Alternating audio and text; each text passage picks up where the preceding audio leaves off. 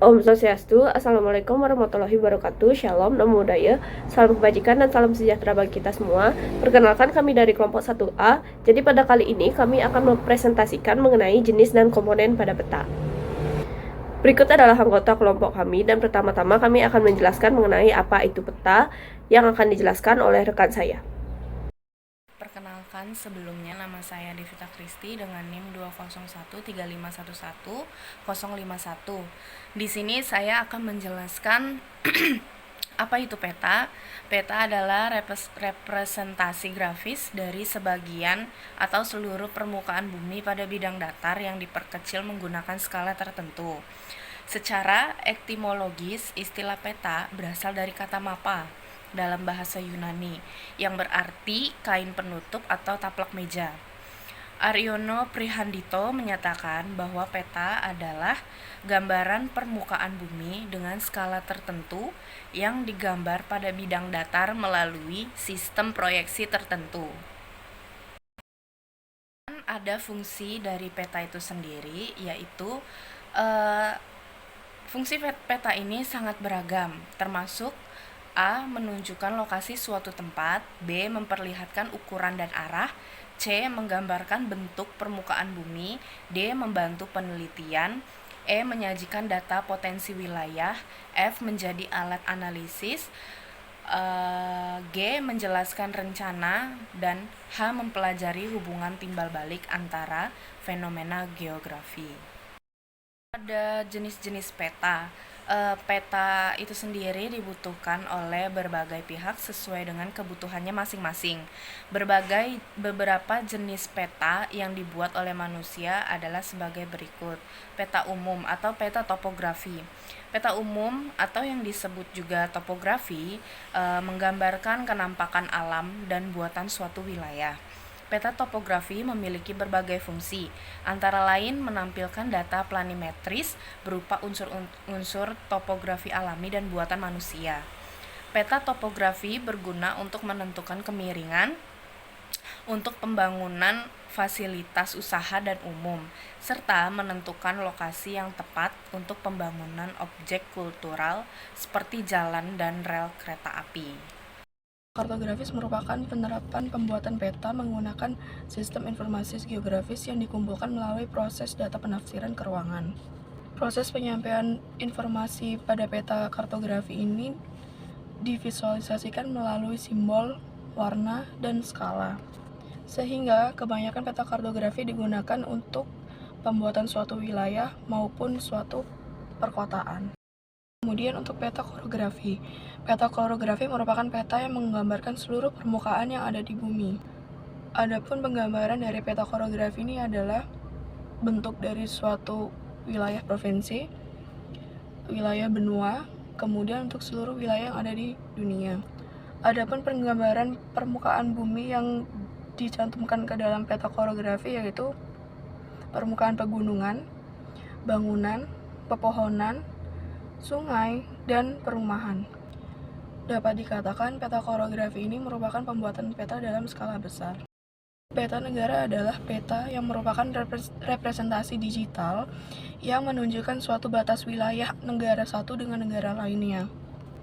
Pada peta wilayah negara ini, adapun yang ditunjukkan yaitu adalah garis wilayah, kemudian lokasi geografis, sehingga menunjukkan informasi tambahan seperti data demografi, ekonomi infrastruktur, serta sumber daya alam lainnya. Kemudian, peta ini merupakan peta yang digunakan dalam skala kecil namun lebih efisien dari peta korografi. Perkenalkan, nama saya Lea Destia Marweri dengan NIM 23135111009. Selanjutnya saya akan menjelaskan mengenai peta dunia. Nah, peta dunia ini merupakan representasi visual yang menggambarkan seluruh permukaan bumi, di mana peta ini mencangkup semua daerah di dunia dan digunakan dalam berbagai bidang termasuk navigasi, pendidikan, geopolitik, dan perencanaan pembangunan. Di sebelah kanan ini merupakan gambar peta dunia yang bersumber dari Blogspot. Nah, peta dunia tersebut ini membantu kita untuk memahami letak-letak geografis negara-negara di dunia, perbatasan wilayah, letak benua, serta posisi samudra dan laut. Nah, warna-warna yang berbeda pada peta dunia tersebut juga digunakan untuk membedakan negara atau wilayah tertentu agar lebih mudah dikenali. Selanjutnya ada peta khusus atau peta tematik. Yang pertama yaitu peta curah hujan. Peta curah hujan atau yang dikenal sebagai peta isohyat merupakan peta yang menunjukkan area dengan jumlah curah hujan yang serupa. Peta ini menghubungkan titik-titik yang memiliki nilai curah hujan yang sama di suatu daerah. Nah, di sebelah kanan ini merupakan contoh gambar peta curah hujan Kabupaten Tangerang periode 5 tahun yaitu 2016 sampai 2020. Nah, pembuatan pola distribusi curah hujan ini menggunakan metode isohyat yang memerlukan jaringan stasiun pengamatan yang cukup rapat dan peta kontur untuk menggambarkan peta isohyat.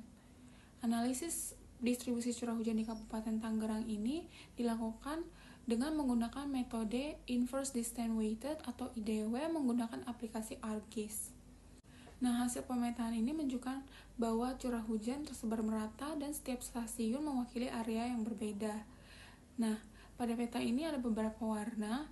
Yang pertama yaitu hijau tua dan hijau muda, di mana warna hijau tua dan hijau muda ini menunjukkan intensitas curah hujan yang sedang dengan banyak bulan lembab setiap bulannya. Yang kedua yaitu warna kuning yang menunjukkan intensitas curah hujan dalam kategori tinggi dan sedang dengan beberapa bulan lembab dan bulan basah. Yang ketiga yaitu kuning tua yang menunjukkan intensitas curah hujan cukup tinggi dengan banyak bulan basah dari Januari hingga bulan Desember.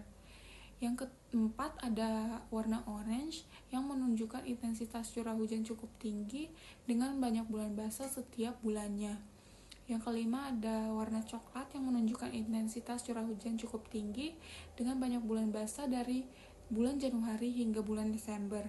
Selanjutnya yaitu ada warna ungu tua yang menunjukkan intensitas curah hujan yang masih cukup tinggi dengan banyak bulan basah sepanjang tahun. Selanjutnya yaitu warna ungu muda yang menunjukkan intensitas curah hujan cukup tinggi dengan banyak bulan basah setiap bulannya.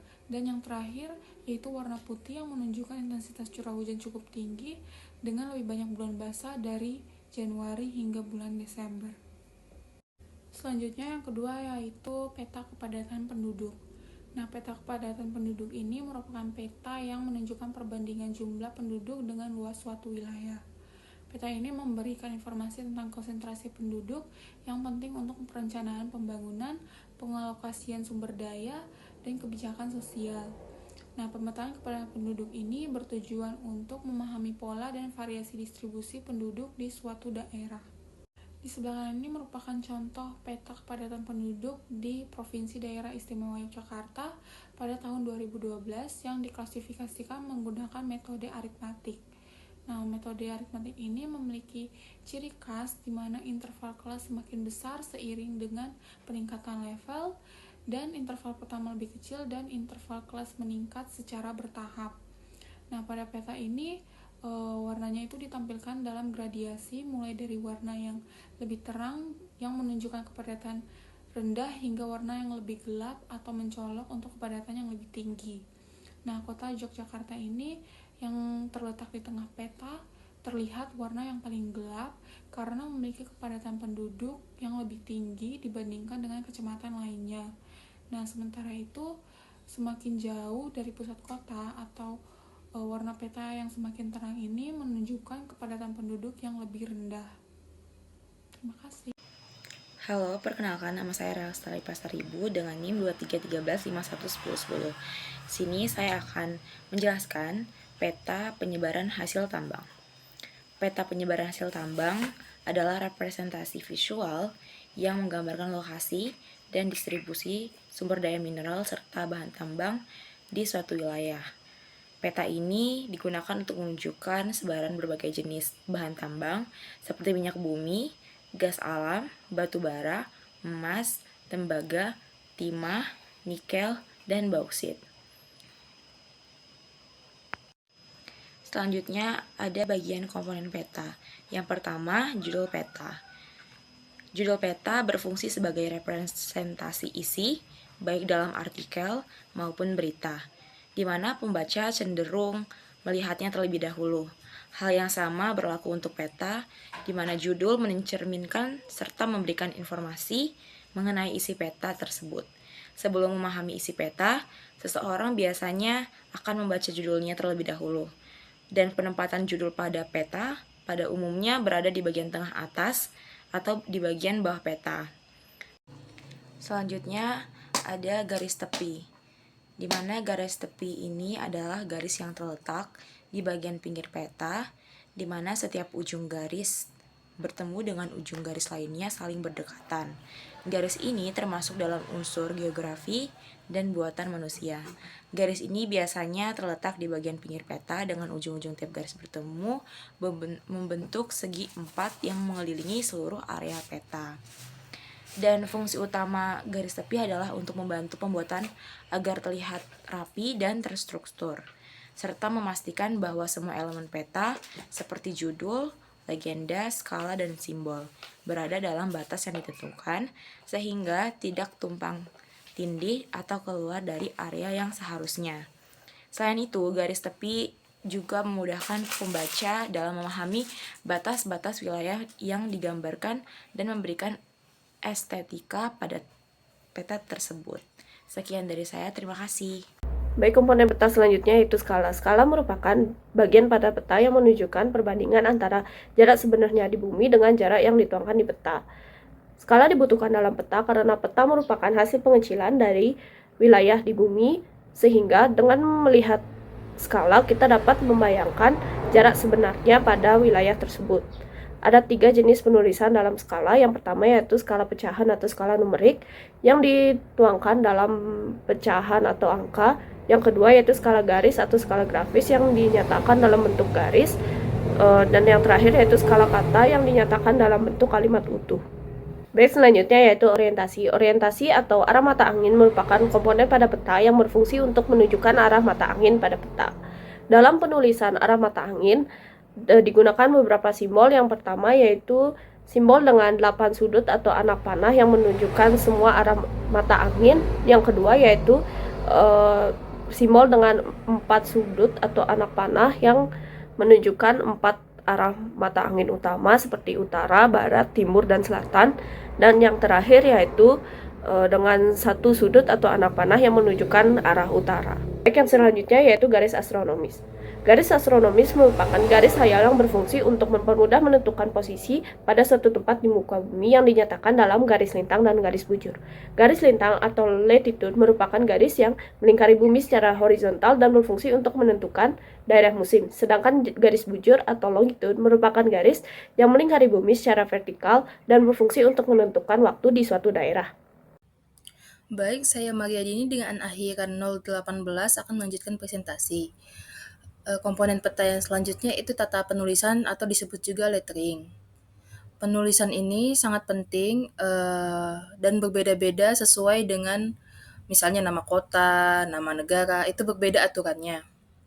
Jadi berikut ada perbedaan tata penulisan. Yang pertama adalah nama ibu kota, nama negara, nama benua dan pegunungan harus ditulis dengan huruf kapital tegak. Kemudian nama samudra, teluk yang luas, laut dan selat yang luas harus ditulis dengan huruf kapital miring. Yang ketiga, nama kota kecil dan gunung harus ditulis dengan huruf kecil, tegak, dengan awal nama ditulis dengan huruf kapital. Selanjutnya, yaitu yang terakhir, nama sungai, danau, selat yang sempit, dan teluk yang sempit harus ditulis dengan huruf kecil miring. Seperti pada gambar, nama negara, Poland, itu semuanya dicetak tebal dan huruf kapital semua. Lalu ibu kotanya yaitu Warsaw, itu juga menggunakan huruf kapital semua. Sementara kota-kota lain menggunakan huruf kecil dengan awalan hurufnya itu huruf kapital. Komponen peta yang selanjutnya yaitu warna. Warna pada peta ini berfungsi sebagai informasi tentang topografi dan keadaan permukaan bumi. Adapun warna-warna yang umum terdapat pada peta yaitu hitam, biru, hijau, merah, dan coklat. Warna hitam digunakan untuk menunjukkan sebuah batas, seperti batas administrasi. Warna biru digunakan sebagai penggambaran dari badan air dengan gradasi atau perbedaan warna biru itu menunjukkan perbedaan kedalaman. Lalu warna hijau di peta menunjukkan dataran rendah, vegetasi. serta hutan. Warna merah di dalam peta itu menunjukkan keberadaan jalan raya atau untuk menunjukkan letak kota ataupun ibu kota. Lalu kemudian ada warna coklat, di mana warna ini digunakan untuk menunjukkan daerah yang mempunyai kemiringan lereng yang sangat besar atau sangat curam, seperti dataran tinggi dan daerah pegunungan. Lalu selanjutnya ada simbol. Simbol ini merupakan tanda konvensional di dalam peta untuk mewakili keadaan yang sebenarnya di lapangan atau di kenyataan. Ada beberapa syarat untuk membuat simbol yang baik, yaitu berukuran kecil supaya tidak menutupi permukaan, maksudnya menutupi bagian peta yang lain. Sederhana, maksudnya supaya dapat dibuat dengan mudah dan tidak ribet. Dan jelas. Jelas ini berarti, misalnya segitiga menyatakan apa, lingkaran menyatakan apa. Jadi sudah ada tujuan-tujuannya yang jelas. Lalu ada jenis-jenis simbol, yaitu yang berbentuk titik atau dot yang menunjukkan posisi suatu tempat, garis yang menggambarkan batas, dan luas yang menyatakan tempat dengan luas tertentu. Sekian dari saya, selanjutnya akan dilanjutkan oleh teman saya. Perkenalkan, nama saya Rina Simanjunta dengan NIM akhiran 021. Di sini saya akan menjelaskan tentang legenda peta. Nah, legenda peta itu adalah suatu bagian penting dalam peta yang berfungsi sebagai keterangan dari berbagai simbol yang digunakan pada peta. Biasanya legenda ditempatkan dalam kotak di salah satu sudut peta, terutama di bagian pojok bawah. Namun bisa juga ditaruh atau diletakkan di lokasi lain. Selanjutnya itu ada sumber dan tahun pembuatan peta. Setiap peta harus mencantumkan sumber data serta tahun pembuatannya.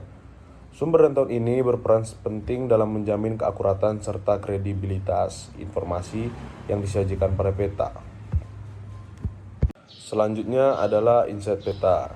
Inset peta ini adalah elemen tambahan dalam peta yang digunakan untuk memberikan informasi yang lebih jelas tentang lokasi atau skala wilayah tertentu pada peta.